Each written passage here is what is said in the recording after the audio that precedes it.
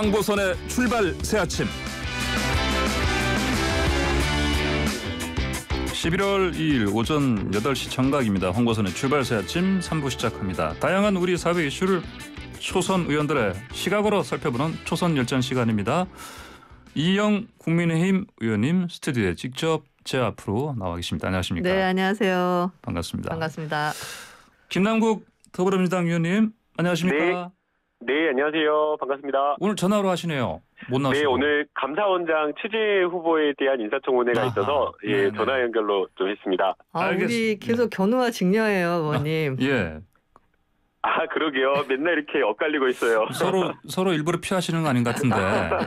우리 다음번은 직접 우리 한 3m 앞에서 직접 보시고 하는 걸로 그렇게 하시죠. 네, 그렇게 하겠습니다. 네. 자, 먼저 더불어민주당으로 가보죠. 오늘 대규모 출범식 메머드급 선대위 띄운다고 하는데 이재명 후보 선출 약 3주 만인데 자, 경선 과정에서 갈등들이 나왔었는데 어떻습니까? 일단 김남국 의원님, 네. 이낙연 전 대표 측 관계자들하고 서른 의원 같은 경우 특히 이재명 후보 측근들하고 선대위에서 역할 분담 잘 되겠습니까? 네, 그 통합형, 융합형 선대위를 꾸리기 위해서 굉장히 좀 노력을 하셨던 것 같습니다. 예. 그래서 오영훈 의원님, 박광원 의원님 이 경선 과정에서 이재명 후보 캠프에 있지 않은 많은 분들이 요직에 배치될 수 있도록 그렇게 노력을 했던 것으로 보이고요. 예. 그리고 이제 제가 보기에 또 눈에 띄는 것이 좀 선수를 파기하지 않았나라는 생각이 듭니다.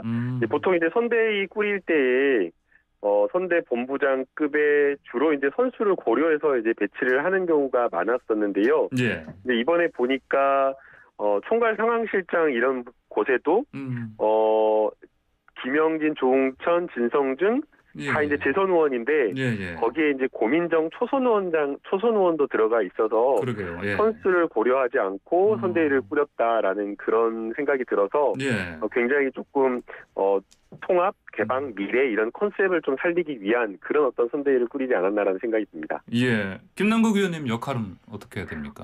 저는 아무래도 지난 6개월 수행실장을 좀 했는데요. 이번에는 아마 제 변호사인 전공을 살려서 법률 쪽 지원을 좀 맡게 될 것 같습니다. 그렇습니까? 일단 1차 인선에서는 이름은 나오진 않았는데 바로 조만간 2차 인선에서 중요한 역할을 맡으실 것 같다.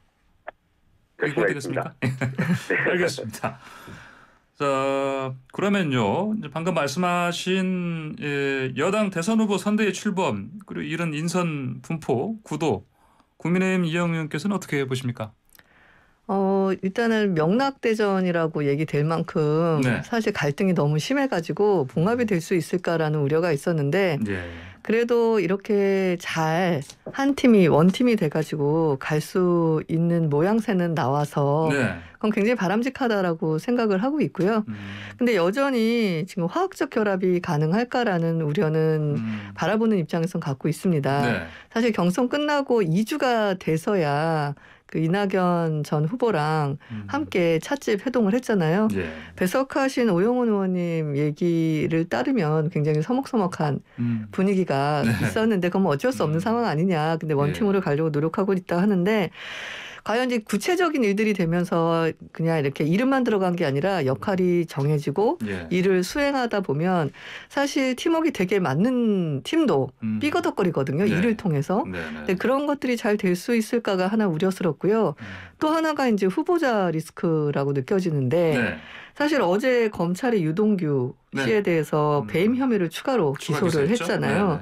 배임 액수가 최소 651억 원 이상이라고 나와 있는데 또 김만배, 남욱, 정민용 구속영장도 청구된 상황이고 이러다 보니까 뇌물을 받았냐 안 받았냐라는 부분까지는 아니더라도 사실은 수하 부하 직원들이 단시간도 아니고 장시간에 걸쳐가지고 결제라는 시스템을 통해 갖고 이런 일들을 진행을 했었거든요. 그래서 사실 자유로울 수 있을까라는 문제랑 지금 백현동이나 위례 신도시 같이 그 성남 시장 재직 시절에 있었던 문제들이 추가로 터지고 있는데 항상 보면 공통분모가 있어요. 지금 백현동 같은 경우도 그 전 이재명 후보 선대본부장인 김인섭 씨가 예. 또 깊숙이 들어있더라고요. 네. 그래서 아무래도 수사가 진행이 되면 될수록 논란의 중심에 설 수 있을 것 같아서 네. 가뜩이나 원팀으로 되는 것도 지금 고통이 뒤따르고 있는데 그런 후보자 리스크까지를 어떤 식으로 원팀의 입장에서 디펜스를 할지 네. 예, 좀 우려스러운 부분이 솔직히 네. 있습니다. 지켜봐야 되겠습니다. 네. 자, 김남국 의원님, 아까 그 이번 선대위 보면은 진용이 네. 일단 뭐 선수를 깼다. 그리고 고민정 의원도 꼽으셨고요. 초선인데. 네. 특히 그 이번에 염두에 두고 있는 부분이 그 여성 의원들 얘기가 나오더라고요. 그 특히 2030 여성에게 강력하게 어필하지 못하고 있는 상황. 이거 바꿔야 된다. 이런 내부 지적이 있다 들었습니다. 김남국 의원님. 실제로 뭐 그렇습니까? 네, 아마 이것은 저희뿐만 아니라 여야가 모두 고민해야 될 부분이 아닌가라는 생각이 듭니다. 예. 여성과 청년에 대한 배려와 정책적인 어떤 부분에 대한 고민 이런 것들이 모두 부족한 것이 저희 정치 현실이지 않나라는 그런 생각이 드는데요. 예.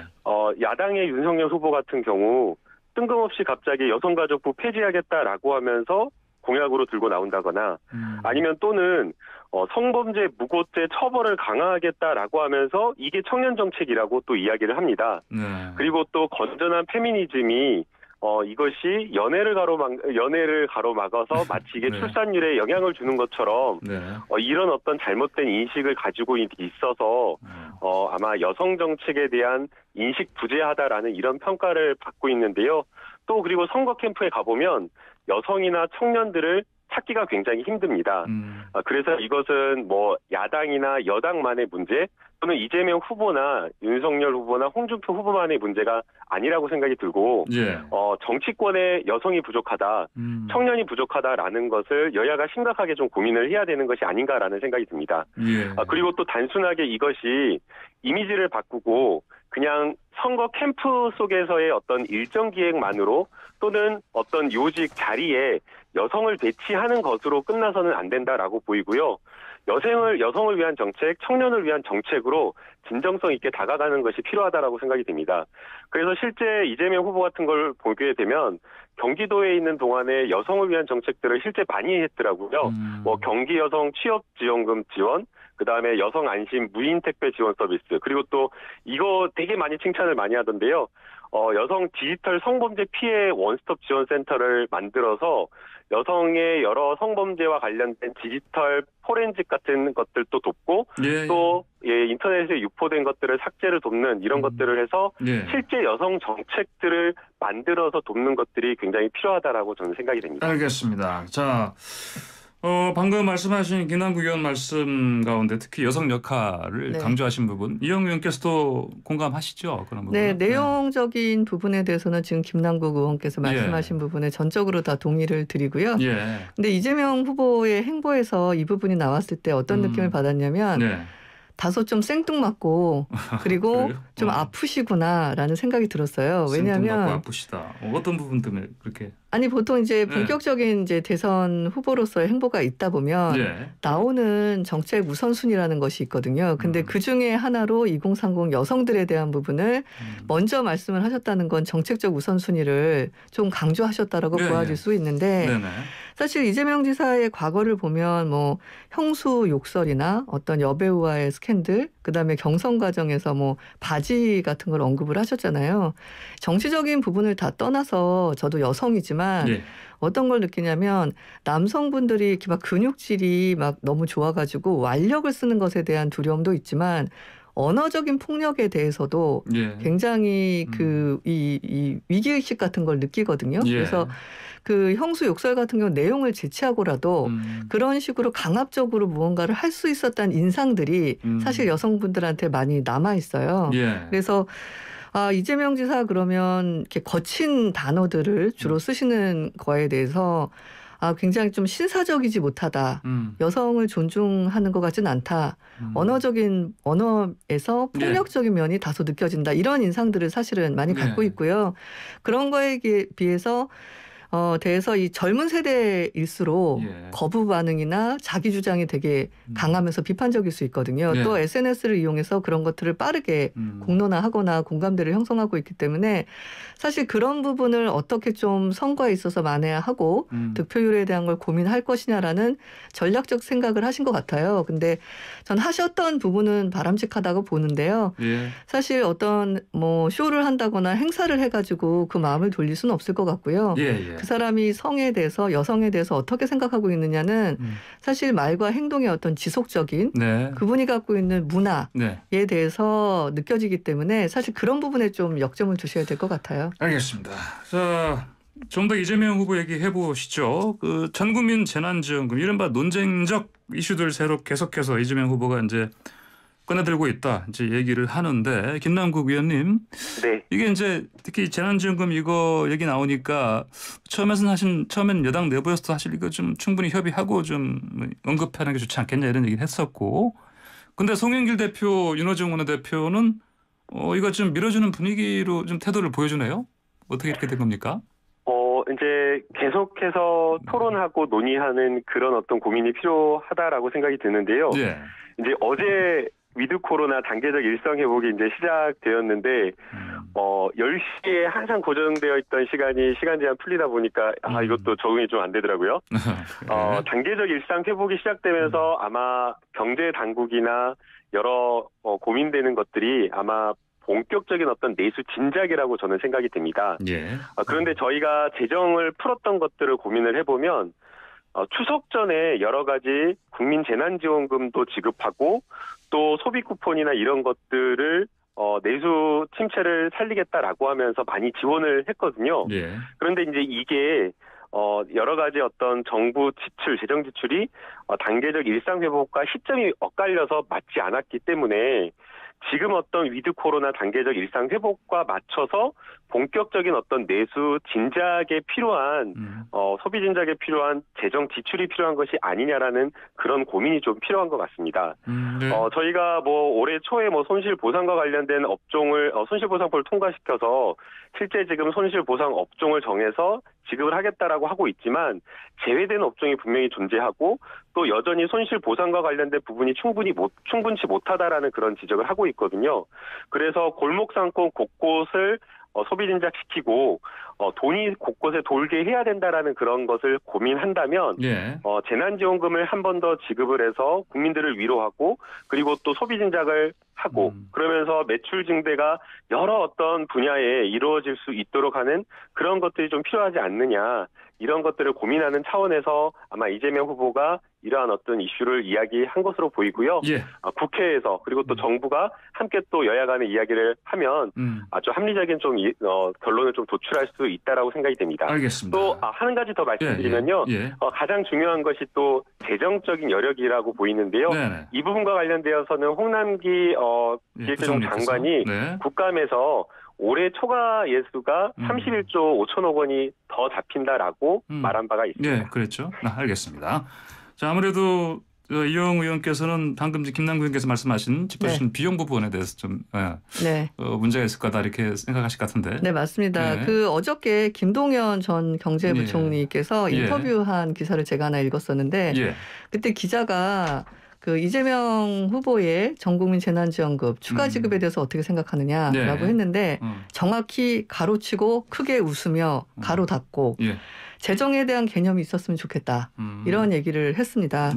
사실 그 2차 재난지원금 작년 9월에 지급할 때도 지급을 하자에 대해서는 여야가 큰 이견이 없었어요.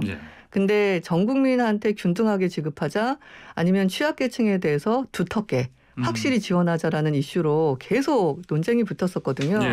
그러다가 사실은 거의 여대 야소다 보니까 밀어붙이기식으로 했었는데 전해철 장관님 같은 경우는 경기도에 사세요. 그래서 재난지원금을 100% 받으셨어요. 그래서 제가 여쭤봤어요. 상임위에서 장관님, 이 재난지원금 장관님한테는 큰 의미가 있나요? 이 돈이 사실은 소상공인들이나 더 경제적 취약계층으로 떨어진 그런 분들한테 가면 조금 의미 있는 정책이 되지 않을까요? 라고 제가 질문 드렸었는데 민감한 질문이시다 보니까 거의 노코멘트에 가깝게 말씀을 하셨는데 저는 이 문제도 지불해야 되느냐 말아야 되느냐의 문제보다도 어떻게 지불해야 되느냐는 문제가 해를 넘기면서까지 계속되고 있기 때문에 그런 게 있어야 되고 전 굉장히 실망스러웠던 부분이 뭐냐면 이게 굉장히 논쟁거리고 사실 국가적 문제이고 사회적 문제까지 가는 거거든요. 어떻게 대안을 세울까.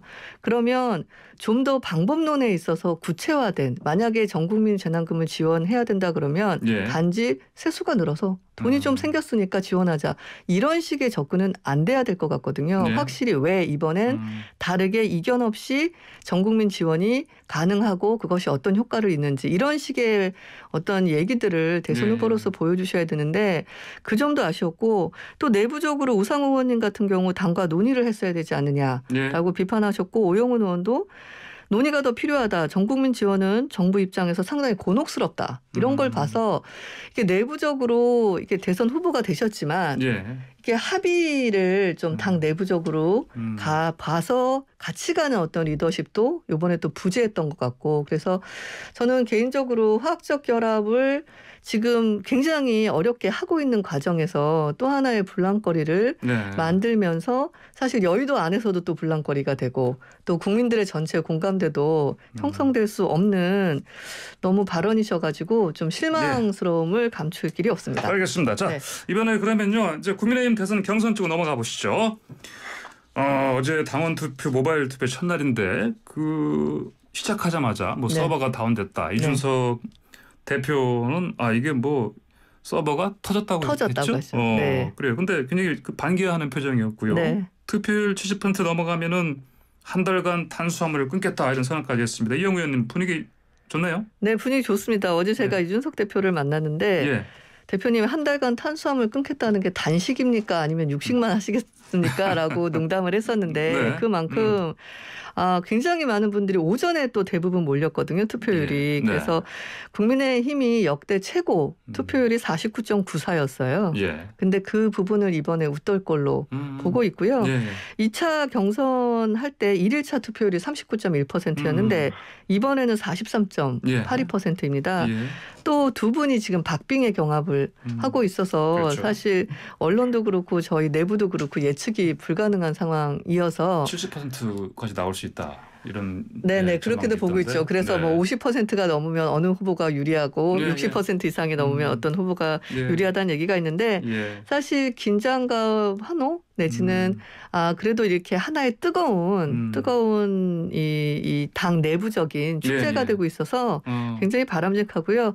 저도 그 디지털 정당 위원장을 맡고 있어서 계속 선거 때마다 빅데이터를 분석을 해서 이렇게 의원님들한테 사전 예측을 해드리는데 이번에는 너무 민감해서 저 혼자 그냥 그분만을 알고 그래요? 지금 있습니다. 알겠습니다. 저한테 조금 안 보이게 적어주시면 좋겠는데. 자, 김남국 의원님. 자, 이영우 의원 말씀하신 것처럼 이렇게 투표율이 높아지면 뭐 누가 뭐 더 유리하다 이런 얘기 많이 나오는데 김남국 의원님 입장에서는 이재명 후보의 상대 누가 될 것 같습니까? 혹은 누가 됐으면 좋겠습니까? 이제 투표율만 보게 되면 굉장히 지금 국민의힘의 경선이 과열되는 양상을 보이고 있는데요. 그 이제 과열되는 겉모습만 보면 굉장히 축제 분위기만 연출되는 것 같지는 않다라는 생각이 듭니다. 실제 안에 들어가 보게 되면 지금 홍준표 후보 같은 경우에는 공정을 지켜야 되는 당협위원장이 동원 선거를 치르면서 굉장히 구태 정치를 보이고 있다라면서 막말을 쏟아내는 그런 어떤 모습도 보이고 있어서 실제 과열되는 그런 어떤 양상 속에 과거에 우리가 보이지 않아야 될, 끊어내야 될 그런 구태 정치의 모습을 보이고 있어서 실제 이게 축제가 맞나라는 그런 의구심이 들어요. 그래서 이런 부분은 조금은 지양돼야 되지 않나라는 그런 걱정도 되고요. 저희가 윤석열 후보냐 그리고 또 홍준표 후보냐라는 것을 고려했을 때 어느 후보나 자신 있다라는 생각을 들고요. 그러나 그럼에도 불구하고 조금 더 상대하기 쉬운 후보는 윤석열 후보다라고 말씀을 드리고 싶습니다. 윤석열 후보 같은 경우에는 쭉 여러 차례 수십 차례 설화가 있었는데 이게 그냥 단순한 말실수가 아니라 아주 기본적인 기초적인 지식조차 상식조차 없는 수준의 말 그리고 평범한 보통 시민이라고 하면 갖추어야 될 건전한 상식이 없는 발언들이 많았었거든요. 네. 그래서 이러한 어떤 후보가 나온다라고 하면 국민의식과 동떨어진 어떤 그러한 어떤 가치관의 인식, 기초한 발언들을 통해서 충분히 논란이 될 수 있기 때문에 이거는 충분히 상대할 수 있는 후보다라고 보고 있는 거고요. 또 더 나아가서 윤석열 후보뿐만 아니라 부인 장모 수소 없는 많은 고소고발 돼가지고 수사를 받고 있고 재판을 받고 있는 그런 상황입니다. 예. 그런 리스크를 생각한다라고 하면 윤석열 후보가 굉장히 상대하기 쉬운 후보다 이렇게 생각하고 있습니다. 알겠습니다. 자, 그리고요. 윤석열 후보 얘기 나왔으니까 전두환 발언 개사과 사진 파문 때문에 좀 사실 윤석열 후보 입장에서는 홍경을 사진 치르긴 했는데 네. 사과하러 광주에 가겠다. 근데 이거 지금 보니까 시점을 늦췄나요 보니까 7일로? 예, 맞습니다. 어떻게 해야 됩니까 이거? 네. 그 전에 저는 김남국 의원께서 저희 당의 지금 선거 분위기 말씀 주셨는데 일단 전 너무 싫어한다는 것은 너무 좋아한다는 것에 반대급부라 그래요? 지금 말씀해 주시는 것에 대해서 우리 개인적으로는 적이 아니지만 적진에서 하는 정보에 대해서 큰 신뢰를 갖고 있지는 않고요. 예, 잠깐만 지금 시간이 참 얼마 안 남아서 이영 의원님도 한 1분 정도 말씀해 주시고 알겠습니다. 그다음에 김남국 의원님 1분 말씀하시고 오늘 마무리해야 되겠습니다. 네. 그러면 요거 전두환 일단은 광주에 가겠다는 의지는 제가 캠프랑도 소통해 봤는데 분명하시고요. 그렇습니까? 근데 이제 시기적인 면에서는 타이트한 경선 스케줄도 있지만 그거보다는 표와 무관한 진정 어린 사과가 의미가 있지. 지금 선거를 앞두고 가면 좀 만회해가지고 다시 또 표에 관련된 것 때문에 오지 않았나 이런 부분도 걱정을 좀 하고 계셔서 제 생각에는 경선이 다 끝난 후에 어떤 이해관계가 전부 사라진 상황에서